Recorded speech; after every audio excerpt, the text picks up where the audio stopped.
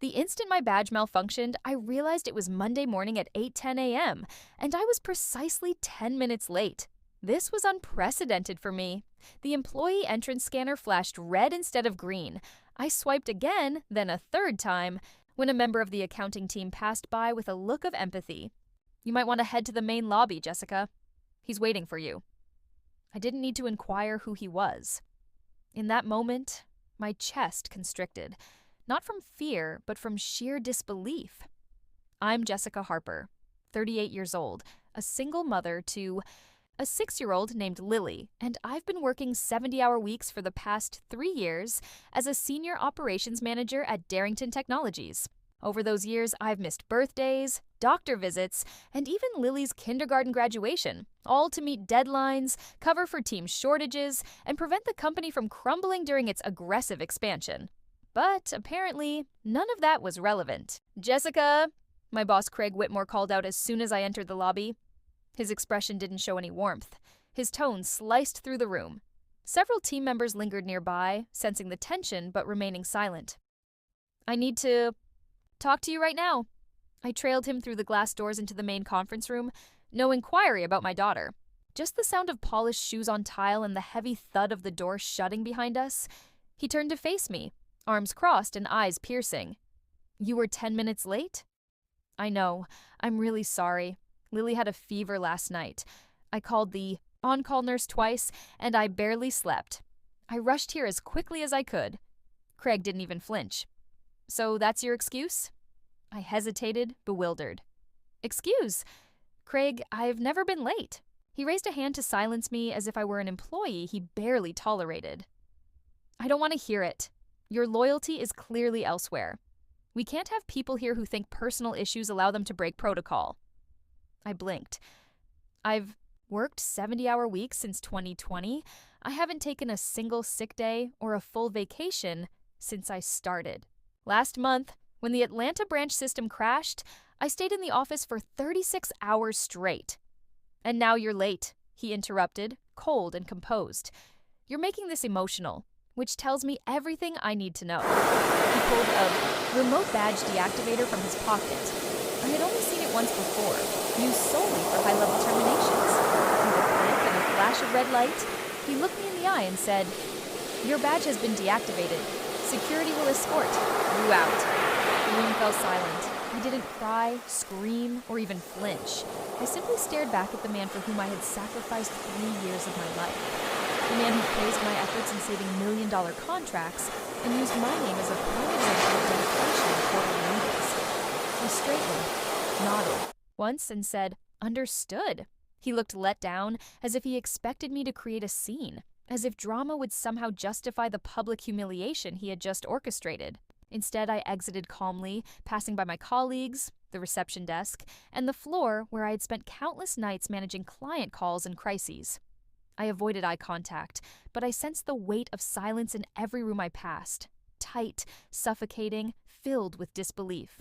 Security followed me to my desk as I gathered a framed photo of Lily, 2 notebooks, and a half-dead cactus I had managed to keep alive longer than my tenure at the company. No one spoke, but a few eyes shimmered. Some understood this was not merely about a late badge scan. It was personal. Craig had been waiting for a chance like this, and I had handed it to him, courtesy of a sick child and a 10-minute delay. As I left the building, the spring wind stung my cheeks, and the weight of shame settled in, not for being fired, but for how quickly I was discarded. 3 years of loyalty erased in a single morning. At home, Lily was curled up on the couch under a blanket, watching cartoons. Her cheeks were flushed, but her fever had dipped. I sat beside her, kissed her forehead, and smiled. "You're home early?" she mumbled. "Yeah," I replied softly. "I get to spend more time with you today." But as I glanced at the photo from my desk now resting on the coffee table, my phone buzzed. A message preview appeared from Eric Dalton, Vice President of Global Logistics at Devon Incorporated. Subject: Urgent. "Can you talk today?" I stared at the screen, my heart racing. Craig had no idea what was coming. I focused on Eric's message for a few long seconds, the words blurring on the screen. Urgent. "Can you talk today?" The last time I spoke to Eric was over a year ago during a joint logistics project between Darrington Technologies and Devon Inc. He had been impressed by my ability to resolve a supply chain crisis that jeopardized a $4.2 million deal. He had called me the calm in a Category 5 storm. We had kept in touch loosely. A LinkedIn message here, a nod at a conference there. Nothing personal, nothing deep. But now he was reaching out with an urgent subject line on the very day I was fired. That felt like more than just coincidence. Still in my work clothes, I walked into the kitchen and poured myself a glass of water, attempting to collect my thoughts. Craig's smug face flashed in my mind again. The click of that badge remote, the silence in the office as I left. It wasn't just termination. It felt like execution. Swift, cold, and very, very public. I picked up my phone and dialed. "Jessica?" Eric answered on the first ring, his voice sharp and professional, yet not unkind. "Is now a good time?" "It is," I responded, my voice softer than I intended. "How can I help you?" "I heard what happened this morning." Of course he had. News travels quickly in this industry, especially when one of the top-performing managers in the Western Division gets fired like a security threat. "I'm sorry it went down this way," he continued, "but I won't lie. It pushed something we've been discussing internally at Devon Ridge to the top of our agenda." I blinked. "Internally?" "We've been tracking your work for a while, Jessica. You transformed Darrington's operations from a duct-taped spreadsheet system to a fully integrated data-driven logistics model in under 2 years. You turned around their East Coast division in 2021, and you're the sole reason the Atlanta recovery didn't derail the entire Southern Corridor last fall." I swallowed hard. I had always known I did good work, but hearing it laid out like that felt profound. "We want to discuss you joining us," he stated plainly. "We were planning to approach you later this quarter, but now that you're available, we'd like to expedite things." My mind raced with 1,000 thoughts, but I remained composed. "I appreciate that, truly, but I'll need a day or two to process everything." "Of course," Eric replied. "We'll schedule a call for Wednesday. Just know this. What Craig did wasn't just cruel. It was foolish. His loss could be our gain. I'm not just saying that. I have board approval and budget in place. This is legitimate." After we hung up, I sat quietly for a moment, with the untouched glass of water in front of me. This was about more than just being fired. It was about what the firing revealed. I reflected on my first year at Darrington. I took the job 3 weeks post-divorce. Lily was only 3 then, still waking up crying in the night, still confused about why Daddy wasn't home. I accepted the position for stability, telling myself it was a stepping stone. But when Craig promoted me after just 7 months and began calling me his go-to fixer, I leaned in. I gave more, stayed late, and said yes to everything. I remembered the winter of 2021 when Lily caught RSV, and I worked remotely from her hospital room while she was on oxygen. Craig called me 3 times that night, not to check on her, but to get updates on a shipping delay from our Dallas warehouse.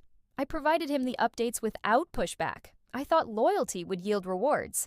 Last year, when our department achieved the highest efficiency rating in company history, I stayed up until midnight building the presentation he used to impress the board. He didn't even mention my name. But I told myself it didn't matter. One day it would pay off. Until it didn't.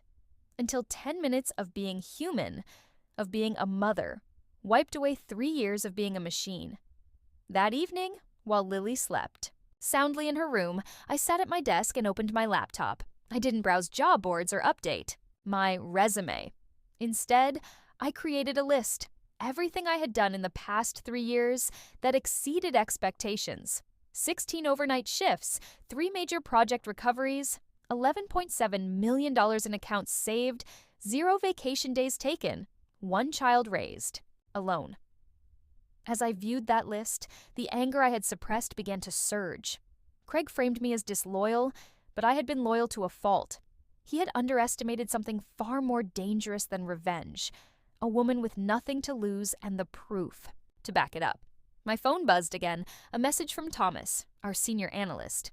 "He's acting like you were some disposable intern. People are infuriated. Something tells me this isn't over." He was right, it wasn't. 1 week later, Craig Whitmore would find himself on the receiving end of a phone call that would dismantle everything. By Tuesday, the fallout began. It started with whispers, then text messages, followed by quick calls from former colleagues. I ignored most of them, not because I didn't care, but because I wasn't ready to discuss it. Not yet. I needed space, not to mourn the job loss. I wasn't grieving Craig's approval, the long hours, or empty flattery. I was mourning my own silence. The moments I should have spoken up and didn't. The moments I let his tough love pass as leadership. The moments I believed that being needed equated to being valued. But those I had worked alongside, the ones who had witnessed me carry that department week after week, weren't remaining silent. Thomas was the first to call again. I picked up this time. "Hey," I said, settling onto my living room couch. Lily was napping and finally fever-free. The house was quiet for the first time in days. "You should know what's happening?" He said immediately. "There was a meeting this morning. Craig blamed your dismissal on repeated tardiness and insubordination. He claimed you'd been warned multiple times." I sat up straight. "That's a lie." "I know. Everyone in that room knew. You've never even been late." HR looked stunned. Someone asked to see the documentation, and Craig said it was confidential. The atmosphere was strange. A few of us exchanged looks like, "Are we really letting this happen? Are people believing it?" He sighed. "Some are, but not those who worked closely with you." Michelle looked like she wanted to throw something. "The junior staff is scared. If they can fire you like that, what does that say about the rest of us?" That was the core of it. My firing wasn't just unjust. It was a warning shot. I thanked Thomas and hung up, my thoughts racing. Craig wasn't just trying to erase me. He was rewriting history, controlling the narrative before someone else could, before I could. But he didn't realize I wasn't interested in a public fight. Not yet. The best form of justice doesn't come from shouting, it comes from timing. By Wednesday morning, my phone buzzed again. This time, it was a calendar invite from Eric Dalton's assistant. Zoom call at 11:30 a.m. I logged in 10 minutes early, hair brushed, clean navy blouse on, coffee in hand. Professional, calm, and focused. At exactly 11 Gaperu, Eric appeared on screen with two others, Maya Jensen, Devon Ridge's chief people officer, and Leo Campos, head of strategic operations. All names I recognized, all decision makers. "Jessica," Maya said warmly, "thank you for taking the time. I appreciate the opportunity." Eric got straight to the point. "We'd like to formally offer you a position as Director of Strategic Logistics. You'd lead cross-department teams and spearhead our national optimization rollout starting next quarter." I blinked, the words hitting faster than I could absorb. "The salary is competitive," Maya continued. "But more importantly, we're committed to work-life balance. Your schedule would be flexible, remote when needed. We understand your role as a parent is part of who you are, not an obstacle." That was when the tears came, unexpected and uncontrollable. I turned away from the camera for a moment, embarrassed. "I'm sorry," I whispered, quickly dabbing at my eyes with a tissue. "It's just that's the first time anyone has said that to me, that being a mom wasn't a problem." Maya's smile softened. "It's not. It never should have been." I accepted the offer immediately, not out of revenge or to prove something, but because for the first time in years, I felt like a person, not just a machine with a title. That afternoon, rumors at Darrington began to snowball. A message from Michelle popped up. "Just found out Craig is trying to block a reference check about you. HR is not happy." Another from an intern I had mentored. "Your desk is still empty, like they don't know what to do without you." And then this from Thomas. "Eric Dalton called the office today. He asked for Craig. Apparently it was urgent." That message felt like a thunderclap. Craig's perfect PR cover, his fabricated story about my insubordination, was about to meet something stronger than denial. A client with power, a company with leverage, a reputation he couldn't silence. He thought he could erase me in front of the entire office and walk away unscathed. But he didn't realize I had left behind more than just a cactus and a framed photo on my desk. I had left behind a reputation, a ripple, and now the tide was beginning to turn. By Thursday morning, Craig's carefully crafted image was starting to crack. And this time, it wasn't behind closed doors. Michelle called me, her voice low, but quick, as if she had stepped outside just to speak. "You won't believe what's going on here." I leaned against my kitchen counter, phone pressed to my ear. Craig had an emergency meeting with the executive team first thing this morning. Something about containing misinformation, but no one knows what that even means. Then we got a company-wide email asking employees not to comment on personnel matters. It was bizarre. I could envision it. The panicked scrambling, the vague threats disguised as policy reminders, the signs of someone losing control while desperately attempting to maintain an illusion of composure. Michelle continued, "Word is Devin called." Again, not just Eric, their legal team. Apparently, Craig's trying to bury your termination under security concerns so he doesn't have to explain why their favorite ops contact suddenly vanished. I didn't respond immediately. I allowed the silence to speak for itself. "Jess," she added, "people are scared, but they're not buying this story anymore. They're remembering who really kept this place running. It wasn't him." That was the first moment I allowed myself to feel the tiniest bit of satisfaction. Not gloating, not revenge, recognition. Later that afternoon, I received a message from HR, not Darrington's, but from Devin Ridge's HR team confirming my new employee paperwork and onboarding schedule. There it was, the official start of my next chapter. No looking back.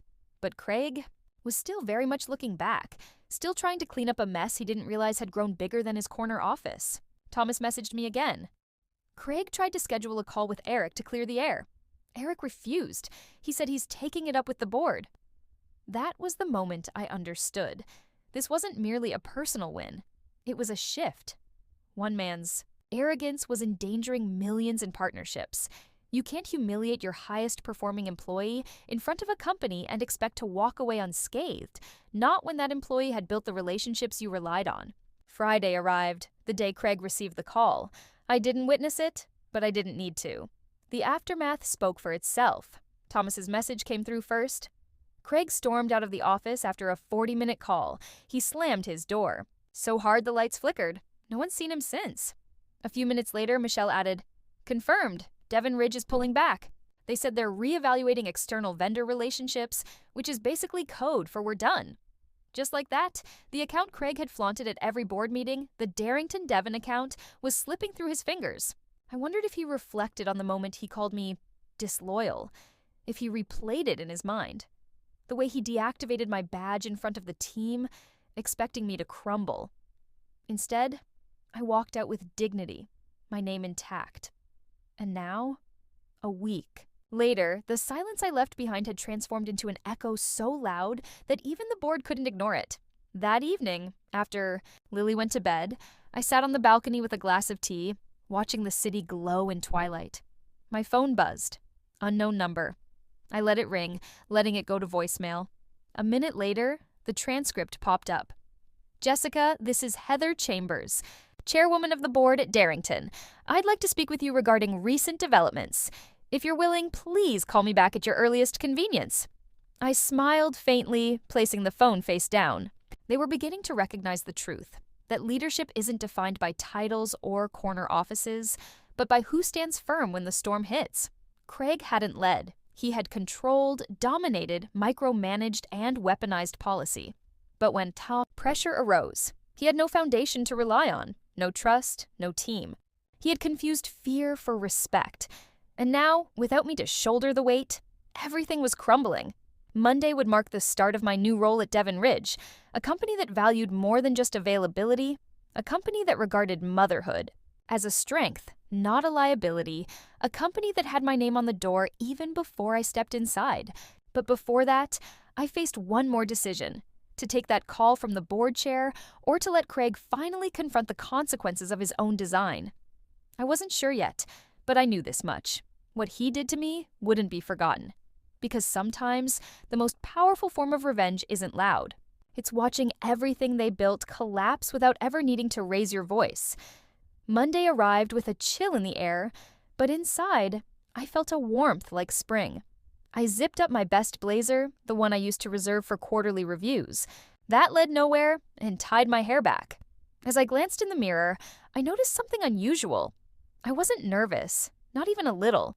For the first time in years, I wasn't entering a building needing to prove my worth. This time, I was welcomed for what I had already accomplished and who I inherently was. Lily stood in the hallway holding her backpack.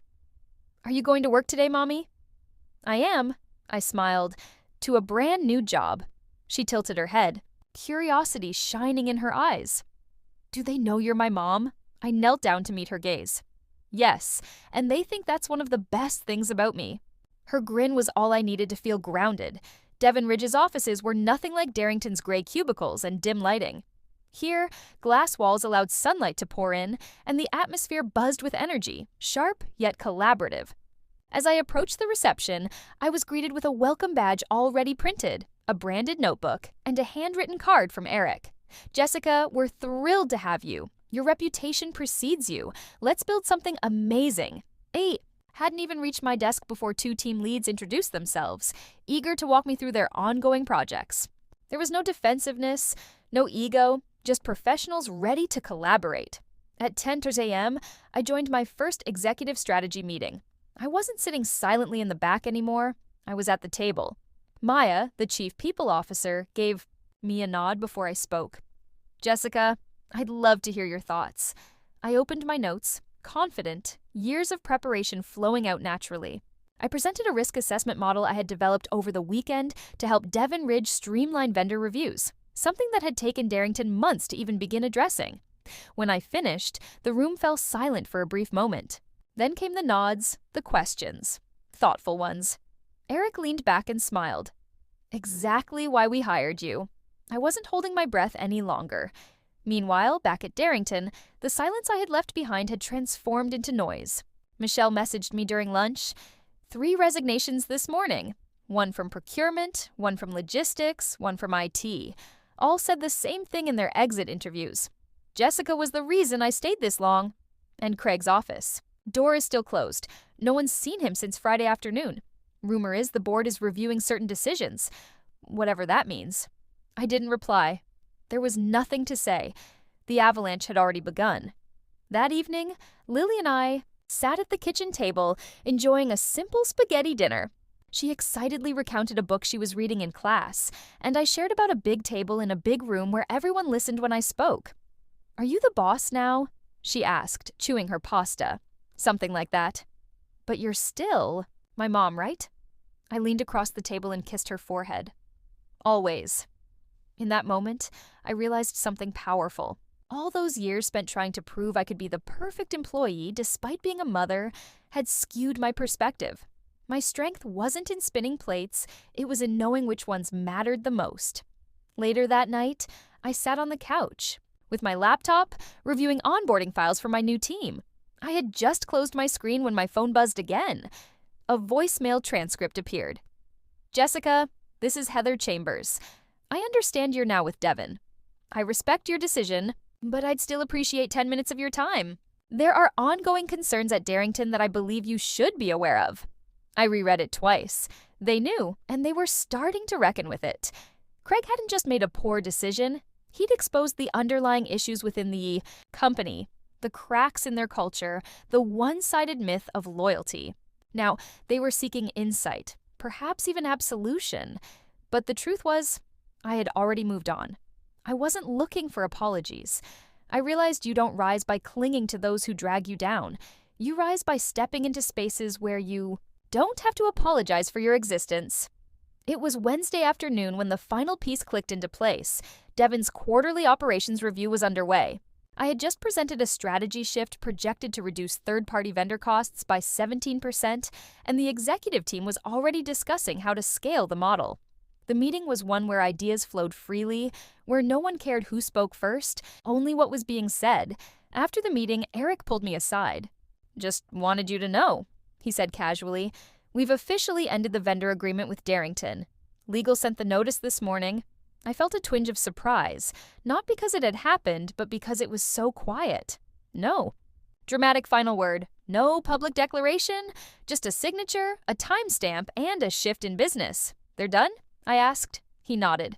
"We're moving everything in-house or to smaller firms. We'll still need a transition coordinator to manage the split. We'd like that to be you."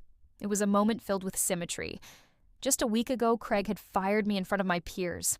My badge deactivated, dignity stripped. And now, I was the one overseeing the offboarding of the very account he thought I had no claim to. Poetic justice, I suppose. But I didn't gloat. I didn't even smile. I simply nodded, calm and clear. Of course, I'll handle it. I wasn't here to settle scores. I was here to lead. That night, I finally returned Heather Chambers the missed call. She answered quickly, her voice clipped but composed. Jessica, thank you for returning my message. Of course. I'll be direct, she said. We've been reviewing the circumstances surrounding your termination. It's become clear that there were serious procedural issues and personal biases involved. I kept quiet, letting her continue. We were unaware of the extent of your contributions until we began to audit the accounts you managed. It appears your departure has significantly destabilized both client trust and internal morale.